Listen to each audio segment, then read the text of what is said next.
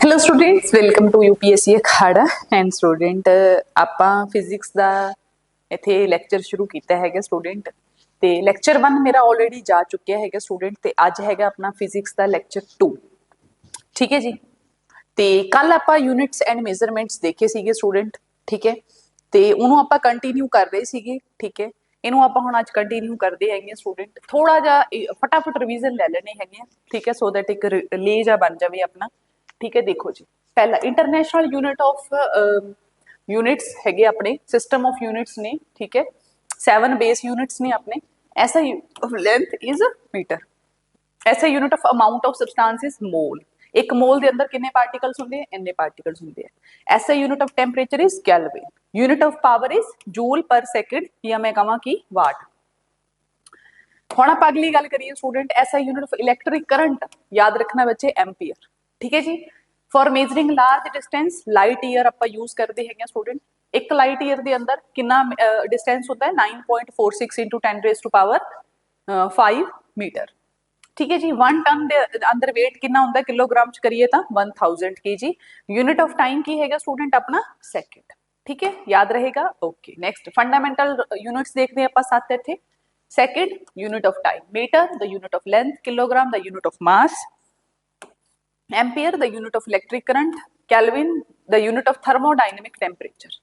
ठीक है, mole the amount of substance, candela the unit of luminous intensity. ठीक है जी। ओके, नेक्स्ट आप इत्थे देखते हैं student SI unit of luminous intensity. ठीक है, luminous intensity is candle. Radius of earth कितनी है 6.4 into 10 raise to power 6 metre. ठीक है, ये अपनी रेडियस हैगी अर्थ दी। ठीक है, डायमीटर कितना है ये तुसी मेनू कमेंट बॉक्स च दसोगे। ठीक है, प्लैनेट मार्स ते अर्थ दे विच डिस्टेंस कितना 54.6 मिलियन किलोमीटर। अर्थ ते मून दे अंदर 384,400 किलोमीटर। मेन डिस्टेंस अर्थ ते सन नू की बोलदे आपां एस्ट्रोनॉमिकल यूनिट बोलदे हैं। एस्ट्रोनॉमिकल यूनिट दी अप्रोक्सीमेट वैल्यू कितनी होंदी है 1.5 into 10 raise to power 11 metre. Nearest star केड़ा हैगा सन दे, दैट इज प्रोक्सिमा कैंट्यूरी।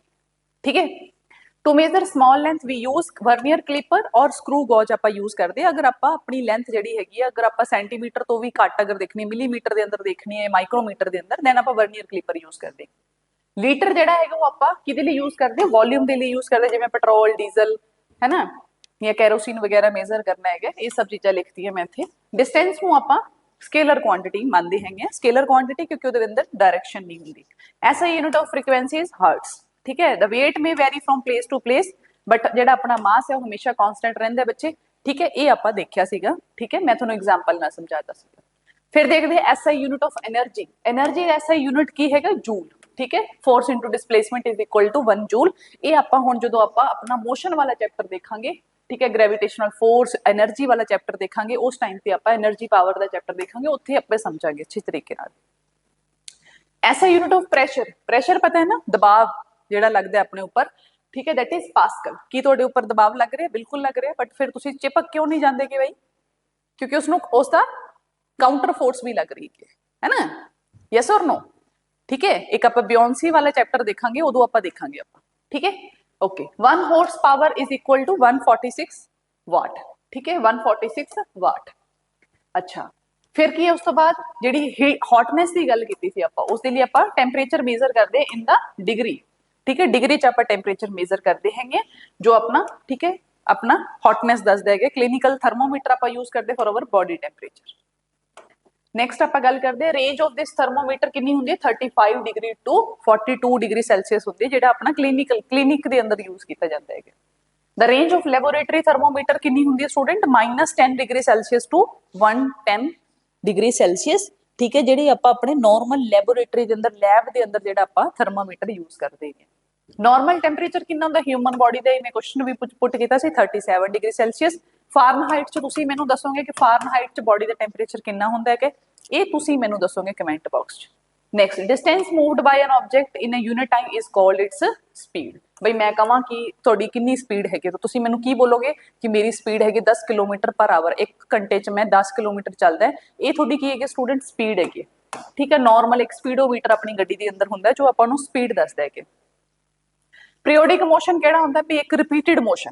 ठीक है, एक पॉइंट ते गए, फिर उस पॉइंट तो तुसी दूसरे पॉइंट ते आ गए, फिर उस पॉइंट तो दूसरे पॉइंट ते फिर आ गए, तो एक रिपीटेड मोशन है, ठीक है, जिहदा जेड़ा बार बार रिपीट हो रहा है, जिवें कि अर्थ दा एक मोशन जेड़ा है रिपीटेड मोशन है, पीरियोडिक मोशन है, जिस पॉइंट तो वो चलती हैगी वो उत्थे घूम के 365 दिन बाद वो वापस उत्थे ही आ जाती है, this is called periodic motion. या इस दा बेस्ट एग्जाम्पल है पेंडुलम, तुसी वॉचिस दे अंदर देखिया होगा कि पेंडुलम हुंदा स्टूडेंट जो ऐदा इस तरीके नाल एक पॉइंट ए तो पॉइंट बी जाता, फिर बी पॉइंट तो फिर ए आता है, तो एक पीरियोडिक मोशन है, एक पर्टिकुलर टाइम के अंदर चलता है, ते यह चीज आप पीरियोडिक मोशन ही आप यूज करते for making our clocks, wrist watches है ना, इन्ह सब इसे प्रिंसीपल के बेस से अपनी क्लॉक्स रेडी होंगी है, जो आप कहिए कि अपनी जो कड़ी है, जो रिस्ट वॉच है, वो भी इसे बेस से रेडी होंगी है, ठीक है। Motion of objects can be presented in pectoral form by other distance time graph, एक आप टाइम ते ग्राफ लेके अगर आप ठीक है उसके अंदर आप रिप्रेजेंट कर सकते हैं अपने मोशन,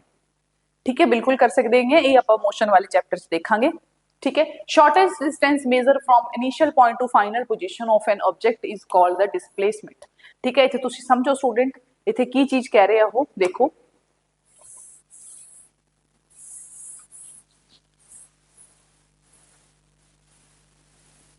ठीक है, जिदा मान लो कि जो अपना सैक्टर है ना, सैक्टर 25 के अंदर यूपीएससी अखाड़ा अपना इंस्टीट्यूट है वो इस जगह पे है, दिस इज सैक्टर 25, ठीक है, दिस इज अवर सैक्टर 25।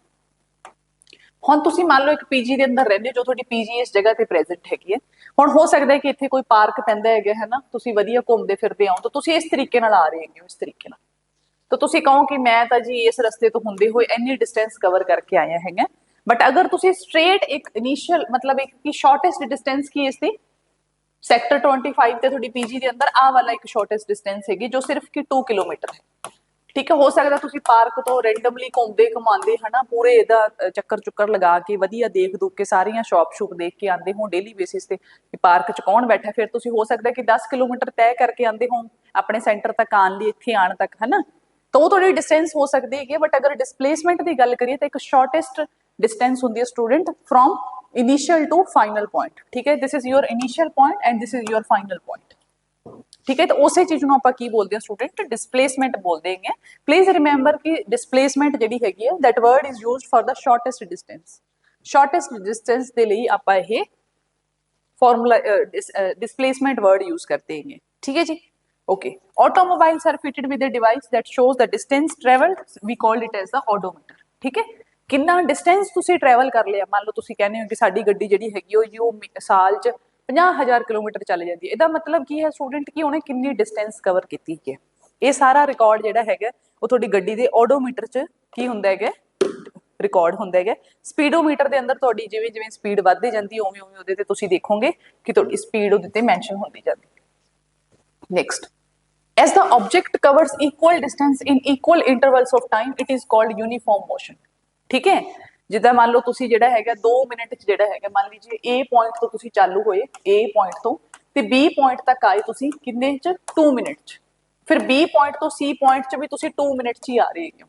फिर सी चो डी ते भी तुसी 2 मिनट च आ रहे हो, तो ये थोड़ा की है स्टूडेंट एक यूनीफॉर्म मोशन है, ठीक है। अगर मान लो एक पॉइंट ए तो तुसी बी आए 2 मिनट, फिर बी तो 3 सी चाहे तुसी 3 मिनट, फिर अगे तुसी लेते 5 मिनट, तो मतलब मतलब कि थोड़ा यूनीफॉर्म मोशन नहीं है, एक मतलब कि यूनीफॉर्म फॉर्मेटी नहीं है इत्थे, तां जिहदे च तुसी इक्वल डिस्टेंस कवर करो है ना, इत्थे भी तुसी 1 किलोमीटर डिस्टेंस कवर कर रहे हो, इत्थे भी 1 किलोमीटर, इत्थे भी 1 किलोमीटर, टाइम कितना लै रहे हो 2-2 मिनट लै रहे हो तुसी, तो ਇਹਦਾ मतलब की है थोड़ा एक यूनीफॉर्म मोशन है स्टूडेंट, ठीक है, बहुत ही बेसिक चीज़ां ने, बट प्लीज स्टूडेंट फिजिक्स का जो बेस है वो थोड़ा इत्थों ही रेडी होएगा, ठीक है, बार बार आप छोटिया छोटिया चीज़ां डिस्कस नहीं करांगे क्लास के अंदर, उदों फिर आप एक लेज क्लास चलन देवांगे, ठीक है, ये छोटिया छोटिया चीज़ां बस तुसी थोड़ा जा नज़र मार लो इहदे ते, दैट्स इट, ठीक है, कोई याद यूद करने की खास जरूरत है नहीं गी, ठीक है, इसलिए मैं एक स्पेशली ये लैक्चर ही डेडिकेट करता। नेक्स्ट देखो, the tendency of undistributed object to stay at rest और to keep moving with the same velocity is called inertia,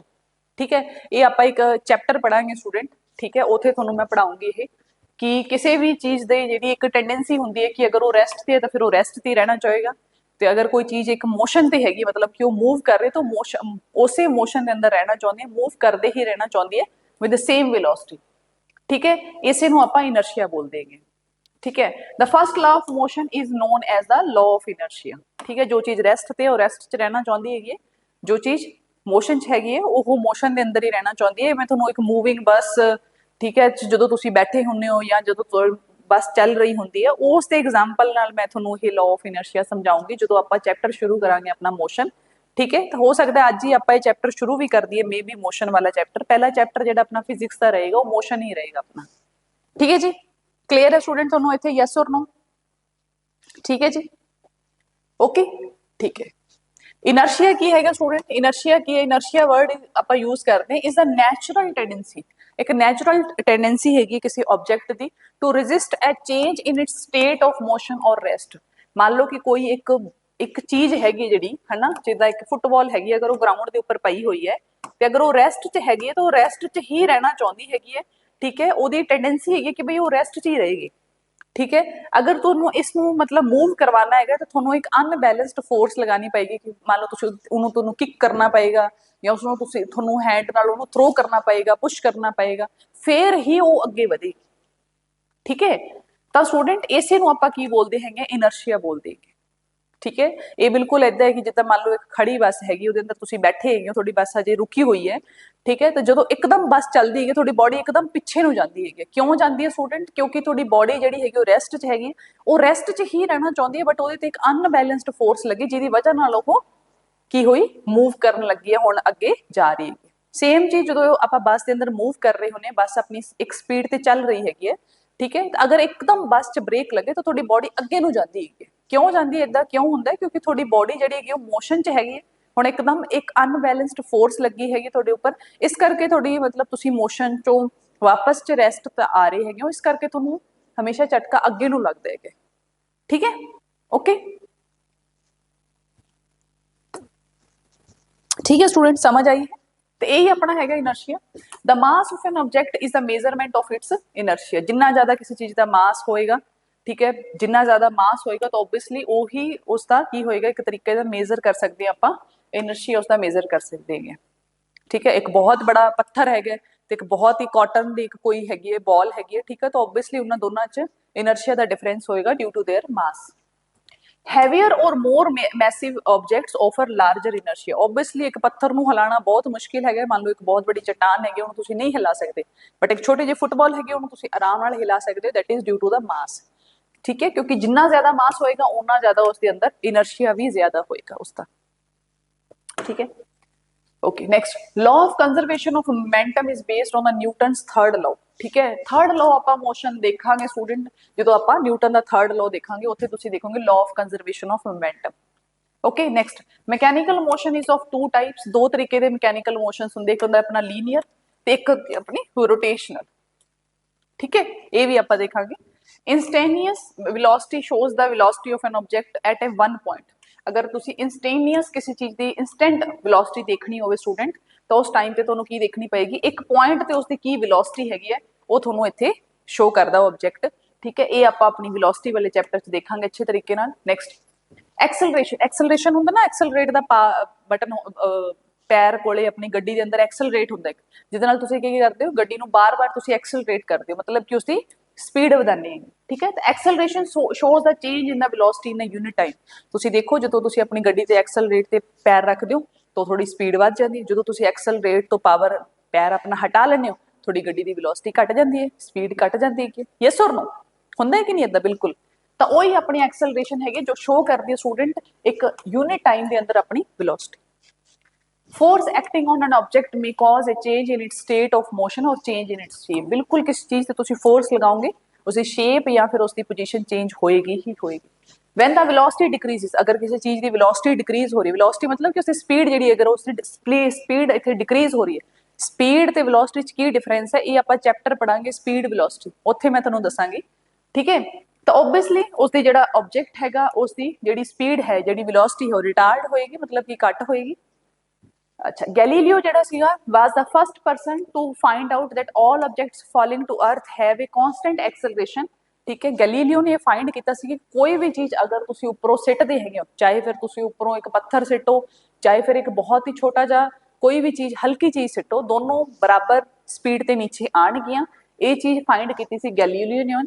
ठीक है, तो किन्ने स्पीड ते आएगी स्टूडेंट, किन्नी स्पीड ते आएगी 9.80 मीटर पर सेकंड स्क्वायर, इस स्पीड ते आएगी वो नीचे, ठीक है, एक कांस्टेंट एक्सेलरेशन ते वो नीचे आएगी रिगार्डलेस ऑफ देयर मास, मास जिन्ना मर्जी होवे स्टूडेंट, ठीक है, ठीक है, वो एक सेम स्पीड ते ही नीचे आनगियां ते उसकी स्पीड कितनी होएगी 9.80 मीटर पर सेकंड स्क्वायर, ठीक है, ये उसकी स्पीड होएगी ते ये वैल्यू तुसी याद रखनी है। ते ये चीज फाइंड आउट की सी किसने, गैलीलियो ने, ठीक है, कि मान लो अगर एक हैवी चीज है थोड़े कोले, एक बहुत ही हल्की जी चीज हैगी है, दोनों चीजों ਨੂੰ अगर तुसी ਉੱਪਰੋਂ ਸਿੱਟੋ स्पेस तो नीचे अर्थ वाले सिੱਟੋ तो दोनों स्पेस सेम स्पीड ते नीचे आनी स्टूडेंट, तो उन्होंने स्पीड कितनी रहेगी 9.8 into 10 into sorry 9.8 metre per second दी स्पीड नाल वो आउणगियां नीचे, ठीक है, okay, regardless of their wait.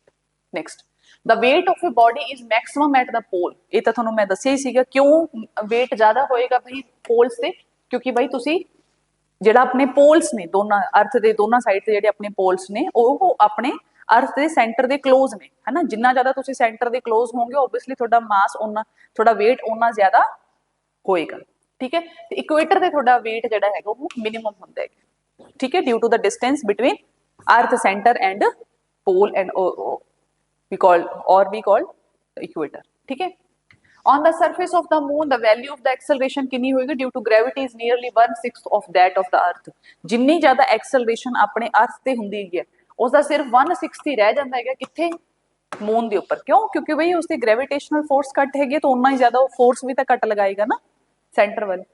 An object on the moon would weight only 1/6 of its weight on the earth, ठीक है, जिदा मान लो कि अगर कोई बंदा इत्थे किन्ने दा हैगा 60 किलो का परसन है, इतने उसका वेट कितना है 60 kg, ठीक है, 60 kg उसका वेट है, तो तुसी लगा लो 60 इंटू 1/6, ठीक है, तो 10 kg, तो जो उसका वेट है कितने मून के उपर उसका वेट कितना होएगा 10 kg होएगा स्टूडेंट, ठीक है, क्योंकि उत्थे थोड़ा 1/6 वेट ही शो होता है, ठीक है, मास नहीं थोड़ा कदे भी कटेगा, मास नहीं, इत्थे बेटा गल वेट की हो रही है, मास ते वेट च डिफरेंस समझो,